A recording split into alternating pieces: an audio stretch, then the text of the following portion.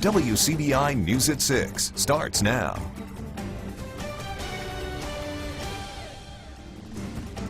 Good evening, everyone, and thanks for joining us tonight. I'm Victoria Bailey. An Alabama community boasts that they have one of the best festivals in the Southeast. Our Chad Groening was there, and he has the story.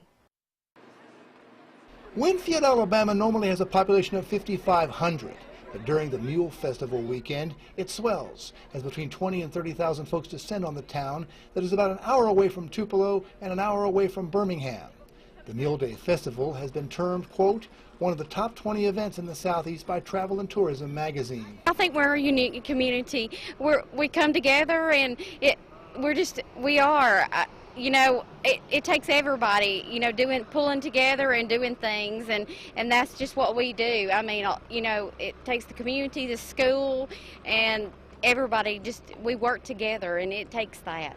And the idea of a Mule Day Festival fits Winfield's history. Back in the old days, this was first an agricultural community, and then later on it became a mining area too. Had several mines in this area, along with agriculture. And so mules would be useful animals, obviously, for... Oh, definitely, yes, for transportation and farm work also. And a Civil War reenactment is part of the festivities to commemorate that period of history. There are so many Civil War veterans after the war that moved into this area that were instrumental in the building of all of these towns. Winfield was actually named after General Winfield Scott, who was in command of the Union forces at the beginning of the Civil War. And visitors from nearby communities really enjoy the festivities for various reasons. Mainly the vendors come to look at all the vendor stuff for sale. Watch the nice parade, see all the old tractors. And what about the mules? Yes, the mules in the Mule Day is a great thing. And Alabama Governor Kay Ivey was on hand to serve as the Mule Day Parade's Grand Marshal. It's a great expression or showing of community spirit and folks enjoying coming together and sharing their time with each other and their families. So it's a good family fun day. But here is a warning. They tell me if you are new to the Winfield community, you get a special job. Yep. The Poop Patrol. Chad Groening, WCBI News, Winfield, Alabama. Now, organizers say it takes almost a year to prepare for this event. Well, with Labor Day behind us, that means fall election campaign season is in full swing. One person on the campaign trail is Alabama Governor Kay Ivey. Now, she served as the Grand Marshal of the 44th Annual Mule Day Festival Parade in Winfield today. Ivey will face off against Democrat Walt Maddox on November the 6th. Well, I can't solve the nation's problems. I've got my hands full working for Alabamians, and we've got them back at work and more working today than ever before in the state's history, and I plan to keep that up. 1998 was the last time Alabama elected a Democratic governor. Well, the University of Mississippi School of Journalism and New Media responded to the controversial social media post from Dr. Ed Meek of Meek School of Journalism. Now, the faculty released a statement Friday that read, in part, the school is dedicated to nursing excellence, intellectual inquiries, and personal character in an open and diverse environment. The Facebook post published by the school's namesake, Ed Meek, directly violates the fundamental value of the school and the university. The post is endemic of a large culture and history of exclusion that has harmed and continues to harm students and the entire university community. The faculty is asking Dr. Ed Meek to request within 3 days that his name be removed from the School of Journalism and New Media. Well, drivers entrapped in a car after it flipped in a single car accident. It happened on Highway 82, just a mile east of Highway 45. The Mississippi Highway Patrol responded to the scene. The driver of the white Nissan was transported by ambulance to Baptist Memorial Hospital. It is time now for a first look at our forecast with Jacob Riley. Hey Victoria, today is the first day of fall, and what that means is that All across the Earth today, there will be an equal amount of daytime as well as nighttime. So the Earth is pretty much standing straight up facing the sun. So today is the first day of fall, and it is bringing rain to portions of our area right now out there. That rain has been around for much of the afternoon. The heaviest of it is over our northwestern portions right here, just to the east of Grenada County, moving off to the northeast, or northeast, excuse me, here in Fayette County, Alabama as well. We have some of those showers and storms. And further back towards Oktibbeha County, we have seen this kind of flare up here over the past couple of hours. Now tonight, we will drop down to around 71. We'll see those showers taper off, but we will have more tomorrow. Thanks a lot, Jacob. Well, people from all over the area attended a job fair at EMCC today for a brand new Pico Foods facility that is set to open soon. Our Riley Livingston joined the job hopefuls to bring us more, and she joins us in the studio. Riley. Thanks, Victoria. Pico Foods is one step closer to opening in West Point, and a new business means new jobs to fill. Pico Foods took over EMCC's Mayhew campus Saturday for a job fair. So we're doing a career fair, which isn't uncommon for us, but it is the first one for West Point. But being that Brooksville, one of our other facilities, is about 28 miles away, we're actually combining the two. So see if we can't just not do placements for West Point, but we also fill some of our open positionings over at Brooksville. Potential hopefuls turned out in droves looking for a new career. We had an awesome turnout today. We actually had to readjust on the fly due to the crowd that came in. So I had to bring some of my people in from Brookville, some of the management team to help out today. The new jobs offered by Pico Foods is a big deal for the West Point community. After Brian's Food packed up and left, West Point's economy has struggled. But with Yokohama and Pico Foods, it is starting to look up again. Yeah, so it's really exciting when we are looking for where is the next location for us to build a facility at. We laid eyes on a building that had enough acreage where we can build a new plant, but also give us the ability to bring jobs back to West Point. The community of West Point is really taking a hit. You know, so we look that we're bringing jobs back to West Point, but we're also bringing money back into the community for the local business shops. Management also had the chance to talk to the community about Pico's future plans. We can go ahead and wrap up some of the speculations that's been going around, you know, whether this is going to be a harvest facility, whether we're going to have rendering, you know, we can clear up some of those rumor mills and educate the community, but also educate the potential candidates as far as what exactly that we do. For those who missed the fair, it isn't too late. Pico Foods will continue accepting applications for both locations. Back to you, Vicki. Thanks a lot. Well, the rain put a damper on one of Tupelo's major downtown events. The community's Forward Festival, usually held at Fair Park, experienced a wet start for its 13th year. Now, the festival is combined with the Tupelo Down on Main event. Tupelo City Councilwoman Nettie Davis says she wanted to find a way to bring the community together. It has really been a great experience. Everybody's enjoying it. We have about 70 volunteers down here from the Community Fall Festival and plus the down Main Street. So it's just been really grateful. And everybody's just having fun. And that's what I think is so great about Tupelo. You can come downtown and have plenty of fun on the front porch of our city. Well, though wet, the festival will continue at Fair Park with musical entertainment into the wee hours of the morning. An Alzheimer's support group hosts a 5K walk to raise money and awareness for the disease. This morning, the downtown Amory, the First Friends Respite Center hosted its annual Friends Walk. Now, First Friends is an outreach ministry of Amory's First Baptist Church. Their mission is to provide a presence and a ministry to patients suffering from dementia. They do this by offering caregivers, counselors, and monthly support groups and daycare for patients. Now, money raised from today's event goes to the nonprofit operations budget. We just like knowing that there are people out there who support us, whether they give us $10 or $1,000. We love them and we love the support. It's not only monetary support, it's support in the way we work, having people say you're doing a good job, we appreciate you. Not that they have to say that, but that keeps us going, you know, and it helps those people who have the disease. Doris says the ministry offers support to roughly a dozen people in Amory suffering from some form of dementia. Well, Boy Scouts from across the viewing area are spending the weekend camping and earning merit badges on East Mississippi Community College campus in Mayhew.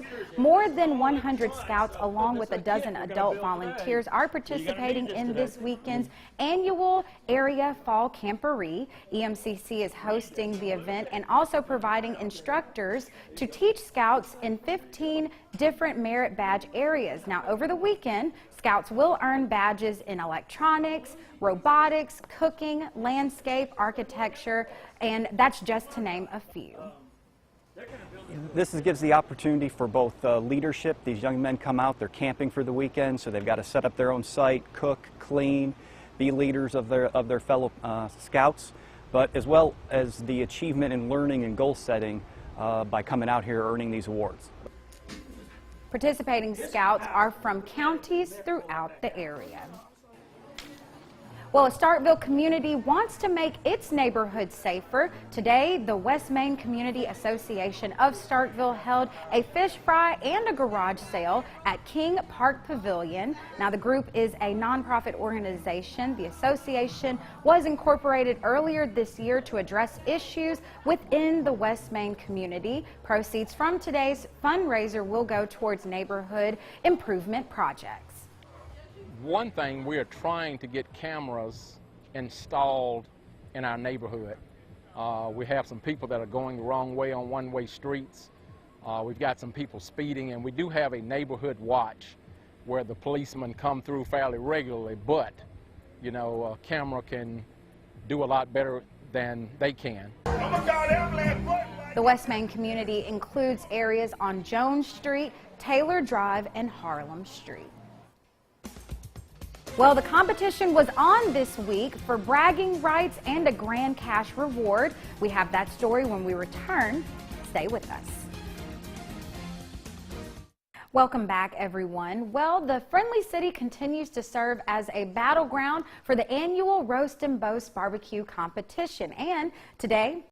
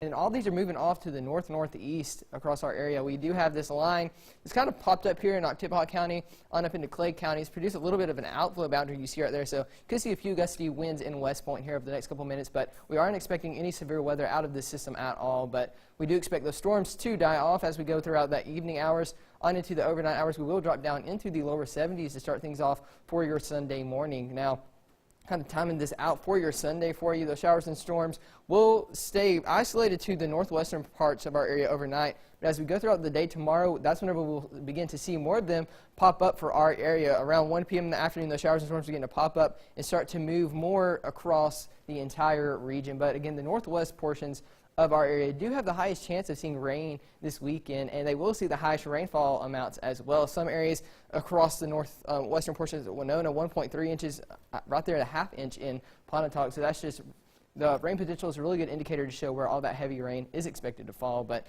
for tomorrow, we will be cooler. We'll top out in the middle 80s, 85 degrees there in Amory, 83 degrees in Fulton. So we are thankful for the cooler temperatures along with the rain right now. 84 degrees for your daytime high in Carrollton, 90 degrees down there in DeKalb. So a little warmer to the south and eastern portions of our area, but we will pretty much be in the middle 80s, middle 80s, excuse me, I could not talk, everywhere tomorrow. But for your 7-day forecast, you'll see that those rain chances do max out on Wednesday there at 60%. Our highs will gradually decrease as we go throughout this week, topping out in the middle 80s by the end of the week, and those rain chances will begin to fade off as we go into next weekend. The Ole Miss Rebels were back at home again today and looking for a comeback win. Those highlights with Courtney next in sports. CBI Sports with Courtney Robb. The Ole Miss Rebels continuing its 3-game homestand against Kent State today. And today's game really a chance for Ole Miss to prove itself after its struggles these past couple of weeks. Although they were the favorites in today's game, it still took the Rebels a little bit too long until they would finally get things going. But Ole Miss hosting Kent State in Vaught Hemingway, getting things going early. We'll see things to start for Ole Miss. Jordan Tamu back to pass. He's going to find Scotty Phillips out in the flats, and the man is going to take that 38 yards into the house for the score. Rebels lead early today, 7-0. The offense there would kind of fall a little short for a while, but Kent State now, Woody Barrett back to pass. He gets sacked by Markel Winters. Rebels defense showing up on the other end of things. Second quarter now, Kent State down 7-0. Barrett throws to Cavius Price. Price throws it into the end zone for the score. Golden Flashes tie the game at 7 going into halftime. But third quarter, Tamu is going to send one deep to A.J. Brown downfield inside the Kent State 5-yard line. That'll set up later on. We see Scotty Phillips with the handoff, and the man's going to take it 2 yards in for the score. Rebels take the lead 14-7. After a Kent State field goal, Ole Miss is going to be back on offense. Tamu throws downfield, connects with DK Metcalf to haul one in with the one-handed catch for a 41-yard score. A great catch that the Rebels really needed to extend that lead 21-10. Fourth quarter now, Ole Miss leading. Tamu gets the snap, and he's going to keep it, going 4 yards in for the score, taking the lead again 31-17. That game would go into lightning delay in the middle of the fourth, and that delay went on for almost 2 hours. The Rebels, though, they'd come back out and score a TD right away, and Ole Miss not letting Alabama beat them twice today. Rebels get the win 38-17. Coach Matt Luke proud of the team's fight and sees this win as momentum that they needed to use going forward. Proud of the kids bouncing back, getting up off the mat, going to get a win. Defense played really well in the first half. They had 7 sacks in the first half, so happy to see them have some success that we can build off of. So proud of that. A win is everything to us, and like Coach Luke said, we can either bounce back from last week or hide in the corner. And I believe our whole team came out swinging, and especially in the second half, everybody knew what we was playing for. Everybody knew the Alabama game was gone, and it's time to move forward. And it's just one win at a time. And it started with this week. It started with the training, started with practice, and getting a W. One Mississippi team getting underway and getting the win today, but Mississippi State now with an opportunity to go 6-0. They're opening up SEC play at Kentucky. That game happening right now in Lexington. The last time I checked, there was no score yet on the board. Might have changed since I've walked into the studio, but we've already seen Mississippi State do some good things on the road this season, if you remember when they went to Kansas State and picked up a win a couple weeks back. But both these teams coming in with something to prove tonight, hoping to go 4-0. Both right now 3-0, but we know there can only be one winner. We'll have those highlights coming your way later at 10 and plenty more. But that's going to be it for sports. We'll have your last look coming up after the break. Stick with us. That rain is here to stick around for a good bit, but it is going to allow our temperatures to drop down into the lower to middle 80s, Vicki. So awesome. Well, thanks a lot, Jacob, and thank you guys so much. We'll see you next time.